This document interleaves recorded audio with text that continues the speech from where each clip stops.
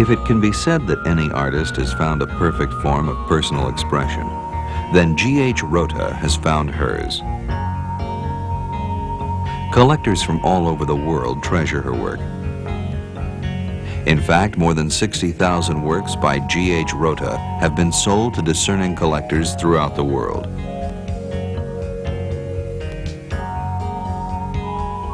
Collectors who repeatedly respond to the vast reservoir of intuitive sensation H Rothe has tapped deeply into and fully expresses in her work, and which she has meticulously carved, chiseled, and hammered into copper and printed on fine handmade paper. Leaving home in northern Germany at the earliest possible moment in her life, the young woman joined a brother studying design at the Academy of Pforzheim, a safe place, but inappropriate for a youthful woman determined to become a fine artist. Nevertheless, the young Katja remained at the Academy, studying, later to marry her professor, H Rothe. When she was not taking care of a young family, H Rothe continued to draw and paint, showing her work at first to her husband, later exhibiting in group shows. Public acclaim grew, resulting in her first one-man show, sales of her art, commissions. This recognition led in 1968 to the prestigious Villa Romana Award, coveted by every artist in Europe, allowing her a year to live and to work in her art in Florence, Italy. Later, she traveled widely, embarking finally for South America and the United States. Arriving in New York in December 1970, H Rothe set up a small studio in a corner of an unheated $60 a month apartment she found in the East Village. It was in 1973, and during her first experiments with mezzotint engraving, that an extraordinary metamorphosis occurred in her work, leading to the exquisite refinements of her later pieces.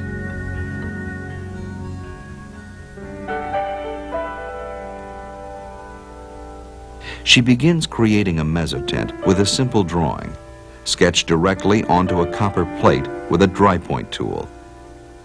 The drawing continually evolves as the plate develops into its final form. Specific areas of the plate are gradated with a rocker, a chisel-like tool with a rounded end, allowing it to be rolled or rocked from side to side as it moves over the surface of the copper plate.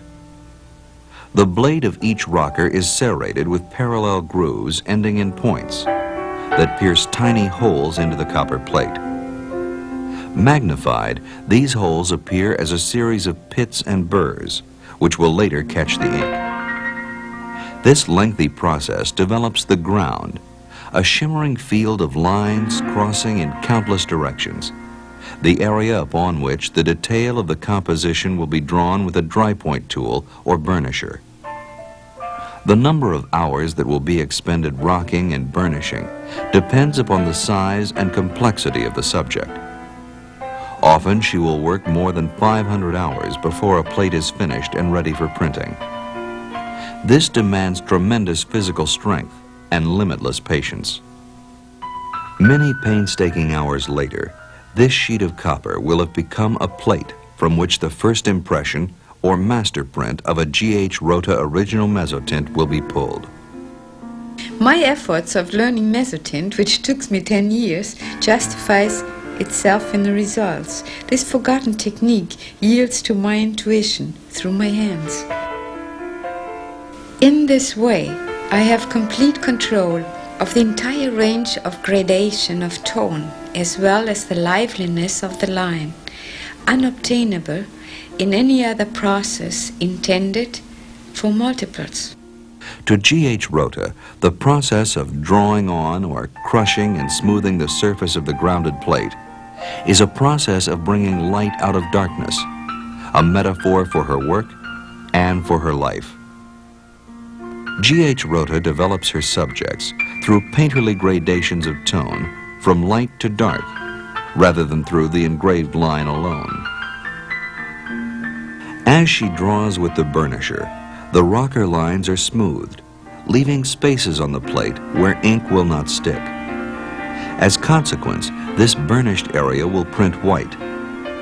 Repeatedly, she goes over an area with the burnisher, creating the transparent images which are so characteristic of these extraordinary mezzotints. But line and tone are not the only concern of the artist. Execution of colors is another. Color determines and explains, also intensifies my purpose. Gradations of hue are as important to me as gradations of tone. With the help of her assistant, Krista, the inking process is begun.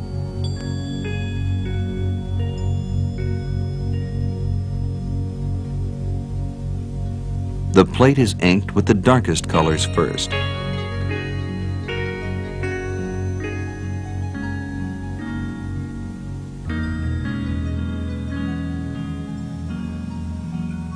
The next lighter color is added, which in this case is a deep blue.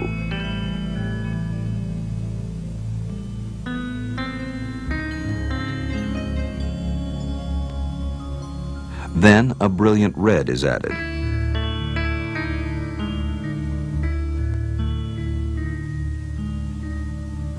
Where she wants a specific hue, one color is carefully hand-wiped into another.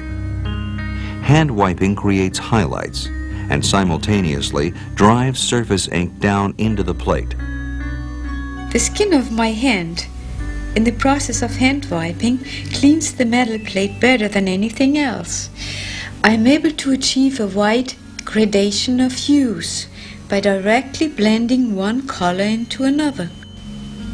This process is repeated as many times as necessary to achieve a perfect balance of color and tone. When the inking has been completed, the plate is put on the traveling bed of the press in preparation for striking the master print, which becomes the guide for all future printings.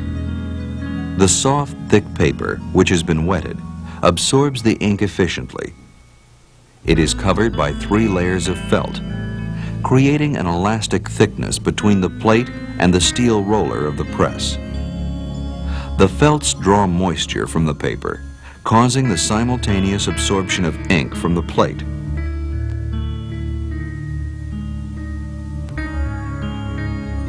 The pressure of the roller forces the paper into every line, crevice, and irregularity on the plate. The burrs pierce the delicate surface of the paper, allowing the ink to penetrate deeply into the fibers. Each print is milled through the press twice, so the paper will pick up the maximum amount of ink.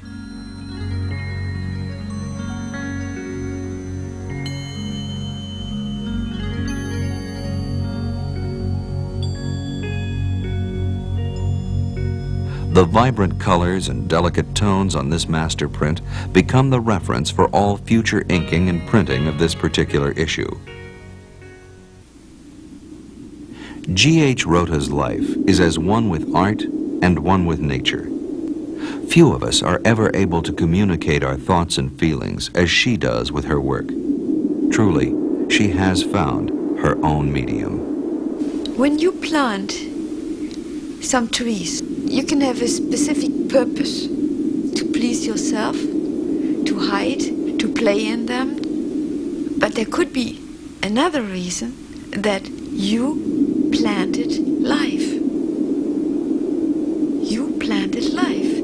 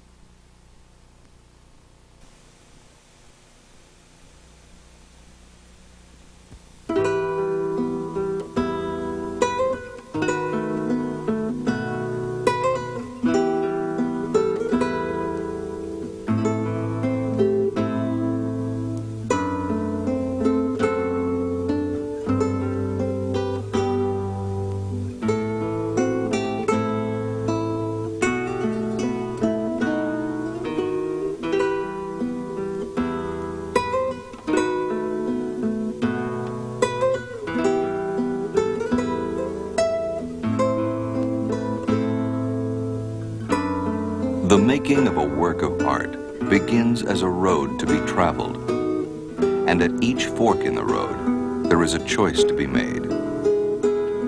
The artist makes thousands of choices as the image develops to the point where a proof can be made.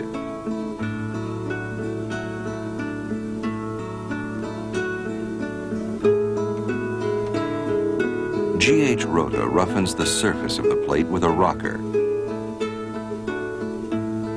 Rocking is the predominant physical act of mezzotint making, and is to the mezzotint artist as chiseling is to the sculptor.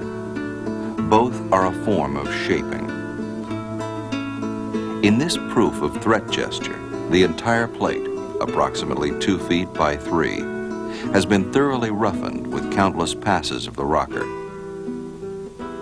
In the second proof, the horizon line is established. The bodies of the horses take on more form and weight. Here, 2 horses' heads are added. Compositionally, the piece could be complete. H Rothe's vision, however, leads us deeper to an electric relationship between line and tone, shape and color. In the fourth proof, all figures have become translucent and tonally similar.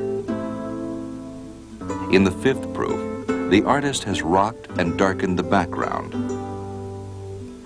In the sixth proof, a dominant white mare appears for the first time. In the seventh proof, veins and musculature are more clearly defined. The illusion of depth is created through foreshortening and torquing of figures. The plate is, for the most part, finished.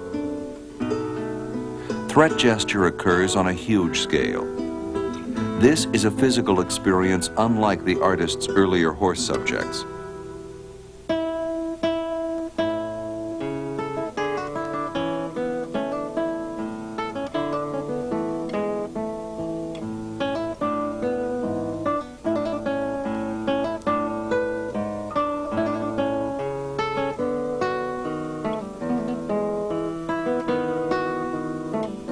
Early proofs from the H Rothe mezzotint Leaps and Bounds appear to differ very little. Each, however, is one of the more than 20 proofs printed by the artist to determine the precise locations, tones, and hues of color. The simplicity of 2 and inward focus complements their aura.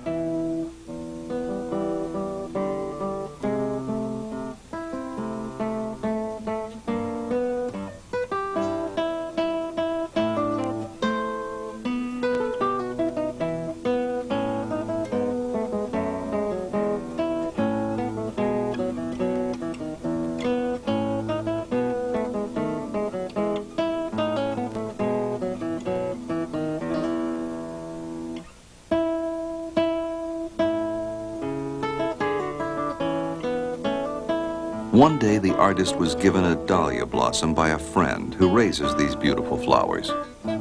So touched was she by the gesture that H Rothe drew a spontaneous sketch of the delicate flower on copper. The sketch became the first and final outline for Sunrise Dahlia, which exhibits the essence of what the artist excels at: detail. The background has been rocked in regular arcs, becoming a deep velvet distance behind the exquisite dahlia petals. Growth lines trace the petals as they fold and turn away from sight.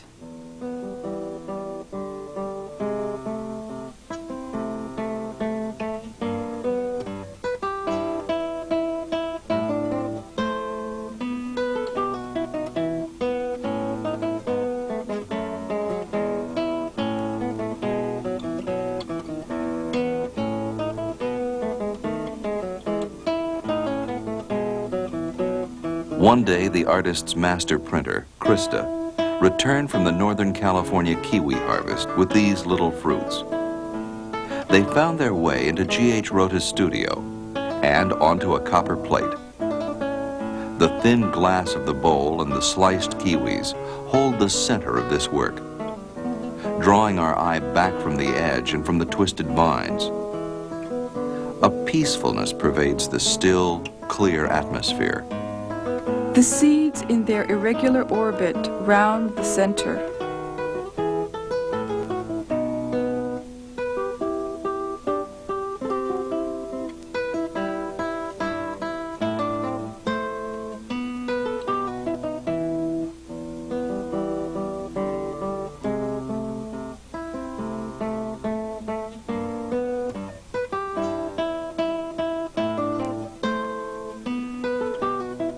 Pacific Coast is a departure for H Rothe. The texture of the pine bark is as much a landscape as the distant cliffs. The artist leaves the viewer to ponder the unexplained darkness behind the pines.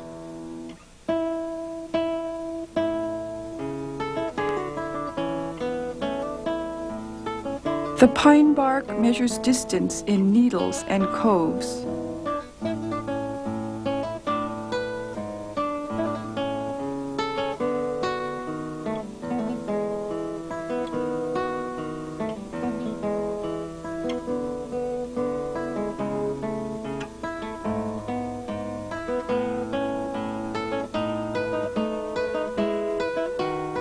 While most all of H Rothe's large dance works have a dark and brooding aspect beneath the surface, whimsy is unencumbered in this way. The dancers' legs are sculptural and opaque, yet their bodies grow more translucent until finally their fingers seem transparent. Their fingers stretch translucent as if conducting light.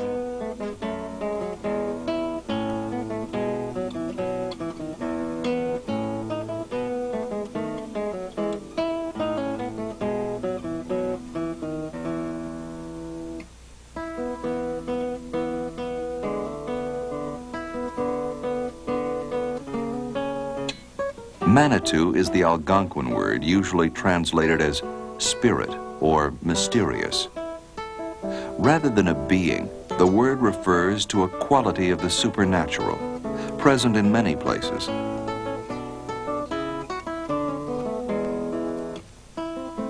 Our perception of the mezzotint is altered when, as we observe it, we find we are being observed. Think about this waterfall. Water, ice, or light?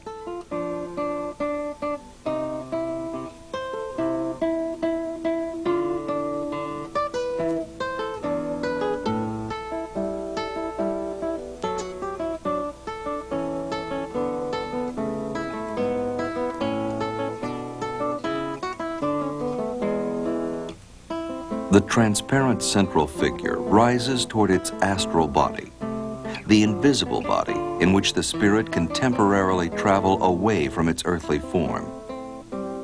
H Rothe uses color to draw our attention upward from deep red to purple, teal, and turquoise. With each gradation, the emotional tone shifts. The heart is at the center of the maze.